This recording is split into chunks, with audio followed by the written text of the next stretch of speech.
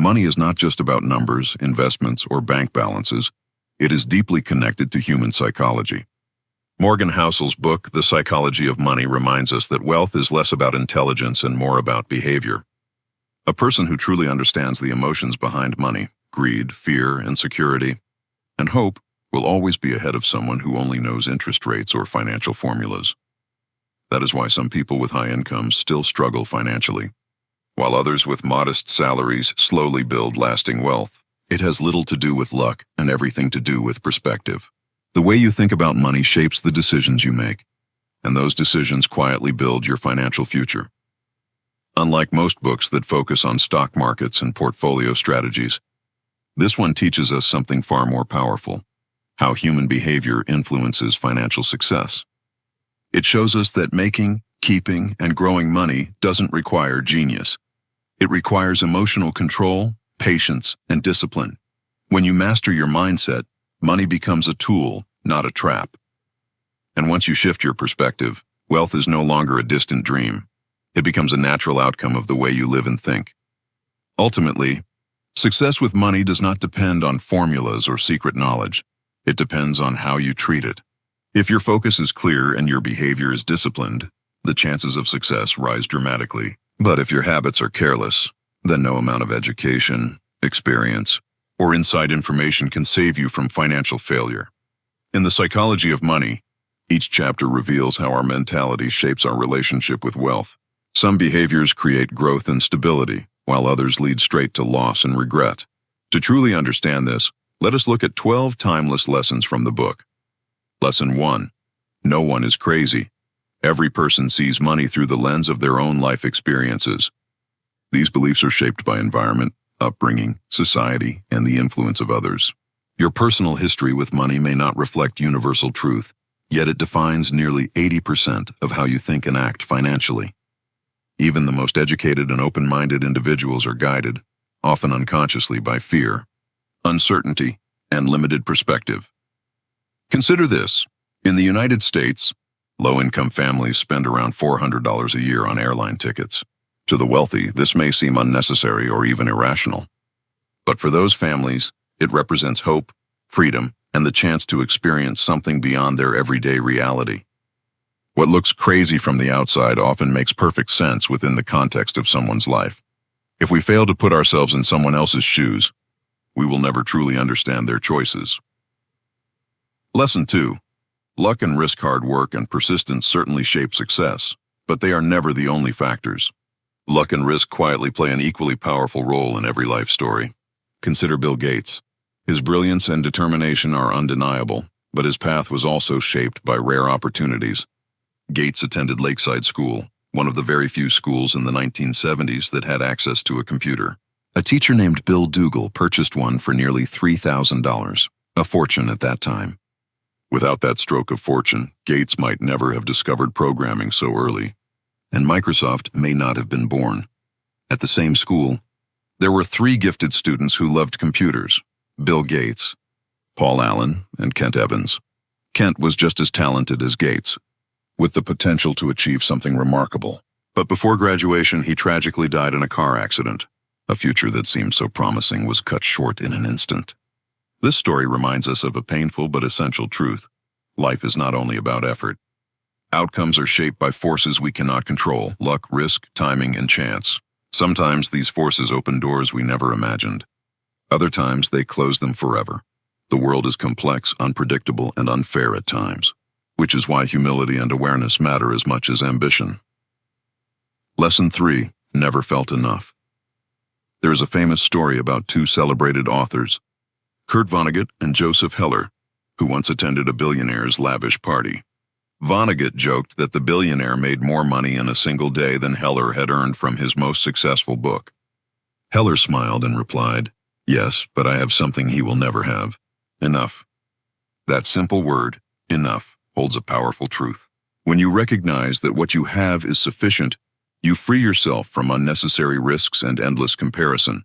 Yet this is the hardest skill when it comes to money: to resist pushing your goals further and further into the horizon. Capitalism motivates us to earn more, but it also fuels jealousy and endless competition. No matter how far you climb, there will always be someone higher on the ladder.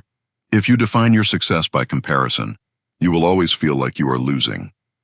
Understanding enough means knowing what is worth protecting: your honor, your freedom, your friendships, your family, your love, and your happiness. Sacrificing these in pursuit of more money is not success. It is failure disguised as ambition. The wisest way to win this game is to simply refuse to play it. Lesson 4. The magic of compounding. The greatest secret behind Warren Buffett's wealth is not just skill, but time. Yes, he is a brilliant investor, but more importantly, he has been a brilliant investor for over 75 years. Starting young allowed him to harness the true magic of compounding, where small gains grow exponentially when given enough time. This is why consistency often beats brilliance. Wealth is not only about making the right decisions, it is about making them again and again, patiently, over a long period. The earlier you begin and the longer you persist, the greater the reward. Lesson 5. Getting rich versus staying. Most people believe that wealth is built by making smart decisions or taking bold risks. While this is partially true, the real secret lies in what comes after: holding and protecting your wealth over time. Warren Buffett is a perfect example. He didn't just make money. He held it wisely for decades. His real advantage wasn't speed or brilliance in the moment. It was patience. Compounding, the exponential growth of money over time, requires one simple but challenging thing: consistency. Small, steady gains, repeated for years, create unimaginable results. But earning and preserving are not the same. To earn money, you must take calculated risks, act confidently, and maintain relentless optimism.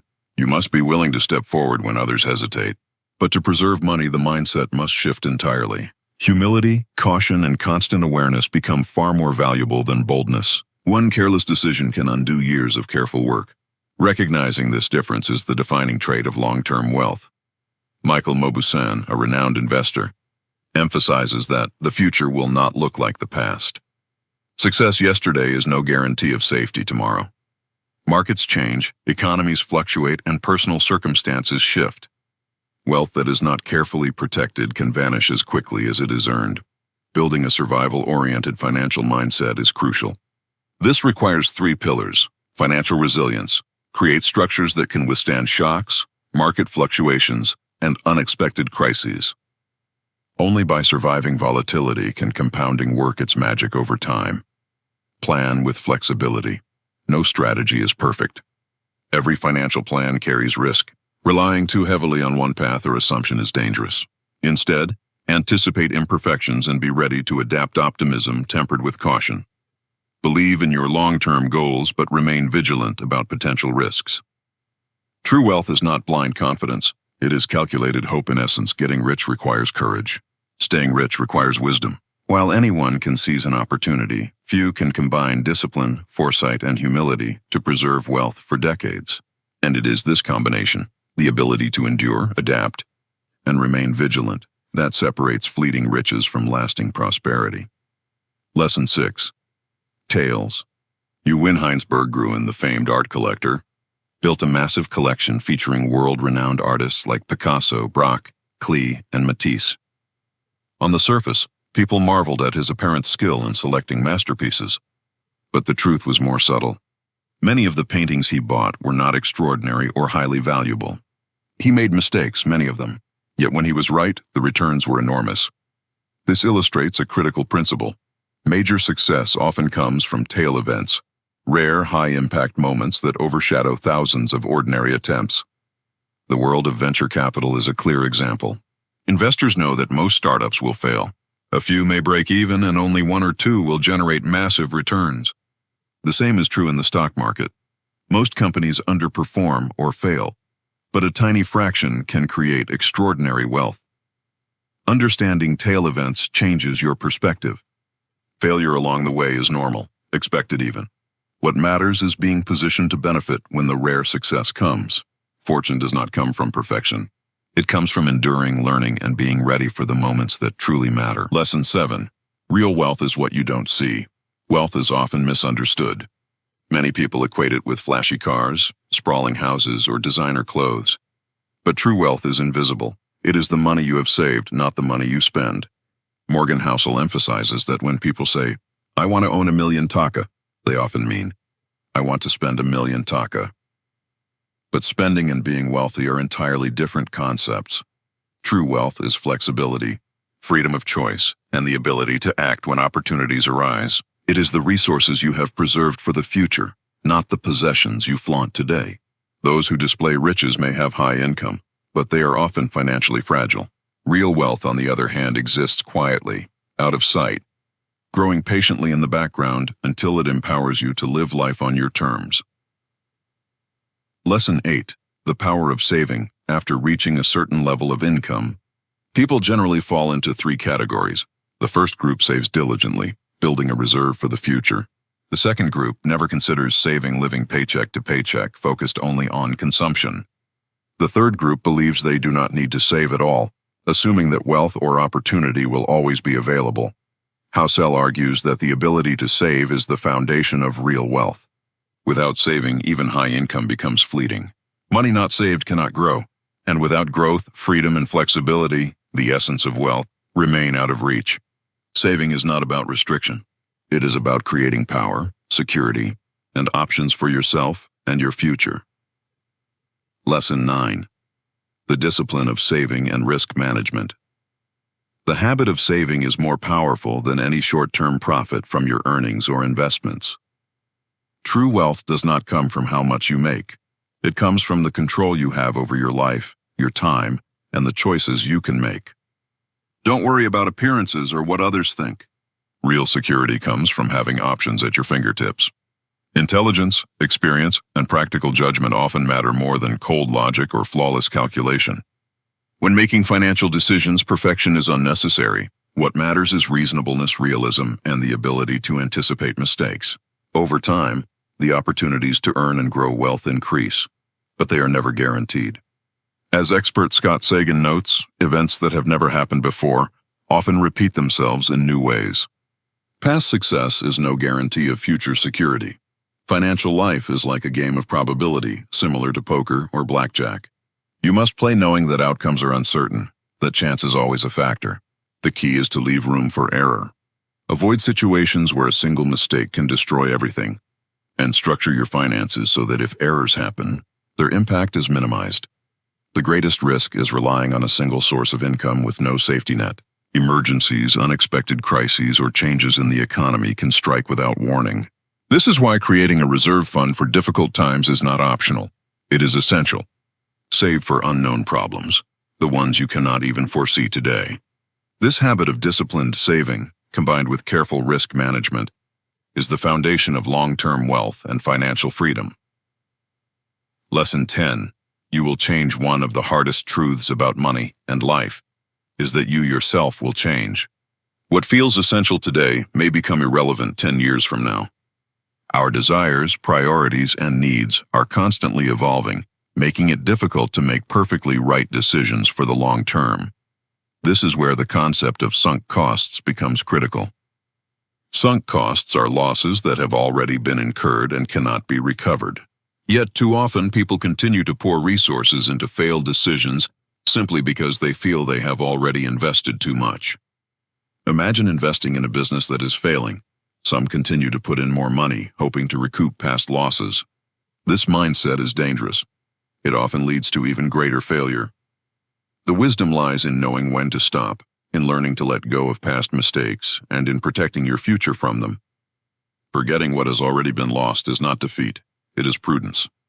Every financial decision should be evaluated on its present and future value, not on the weight of past losses. Good investments demand a clear sense of value, patience, and the courage to move on when circumstances change. By understanding that you and your priorities will change over time, you prepare yourself to make smarter, more flexible financial choices that serve your long-term goals. Lesson 11. The lure of negative thinking. Managing wealth is not only about numbers, it is also about mental fortitude. Investing, planning, and building financial security require confronting fluctuations, fear, doubt, uncertainty, and regret. These challenges are often ignored until they strike. Very few people are truly prepared when even small losses occur. Daniel Kahneman explains why negative thinking grips us more than positive thinking. Evolution shaped our brains to prioritize danger. Animals survived by paying attention to threats. Humans inherited the same instinct. This is why warnings capture attention instantly, while optimism is often dismissed. Yet this instinct can mislead us in the modern world. History and economics show that humans are incredibly creative when challenges arise. High oil prices in 2000, for example, spurred new extraction methods. Disasters are sudden, but progress is gradual. Miracles require consistent effort. Negative thinking causes many to ignore long-term opportunities, focusing only on immediate threats. In reality, where there is danger, there is also potential for growth. Understanding this allows us to face financial uncertainty with preparation, resilience, and the calm needed to capitalize on opportunities that others overlook. Lesson 12. The Hunt. Freedom as the goal in. The final lesson. Morgan Housel shares a deeply personal insight. Every financial decision he makes has one overarching goal: freedom. True wealth is not about possessions, income, or status. It is the freedom to make choices, to act without fear, and to live life on your own terms. Housel emphasizes that money is a tool, not a measure of success.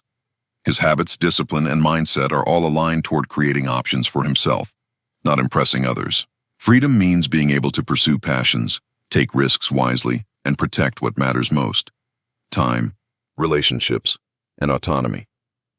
The hunt for money is not just a quest for accumulation. It is a pursuit of liberation. Every decision, every saved dollar, every carefully managed risk contributes to the ultimate prize: the ability to live life according to your own rules. Wealth, in its truest sense, is what remains when you have the power to choose freely and act independently, unbound by external pressures or expectations.